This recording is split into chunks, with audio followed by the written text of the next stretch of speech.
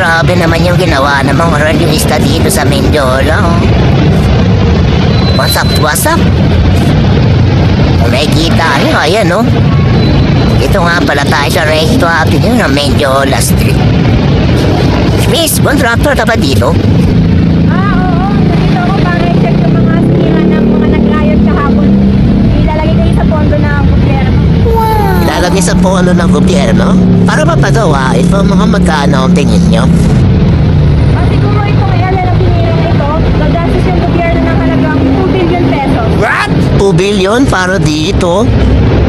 Bakit parang sobrang mahal naman nun? Siyempre, contractor ako. Gusto ko na yung iba, pero huwag kong maingay ah. Ayaw, di ba? Pati dito, sira-sira yung bakod. Grabe talaga ginawa ng mga rallyista.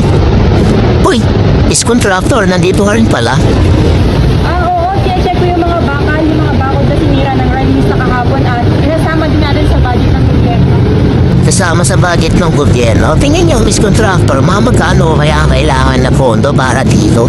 Estimated ko mga 5 bilyon. What? At yan kaya nang gawin. 5 bilyon para dito? Di kaya parang sobrang laki naman ata nun, Miss Contractor? Siyempre, contractor ako eh. Yun.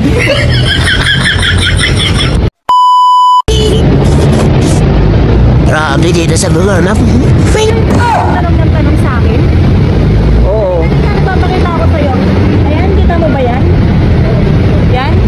Alam mo ba, natapos na namin yan kahapon at 10 bilyon ang ginastos namin dyan. Pakita mo. 10 bilyon yan? Oo, siyempre, contractor ako eh. Ayaw, di ba? This is not about political stand or party loyalty. This is about the trillions of pesos lost to corruption in government. Money that should have gone to education, healthcare, jobs, and better services for the people. We all deserve accountability and transparency. Stop corruption now.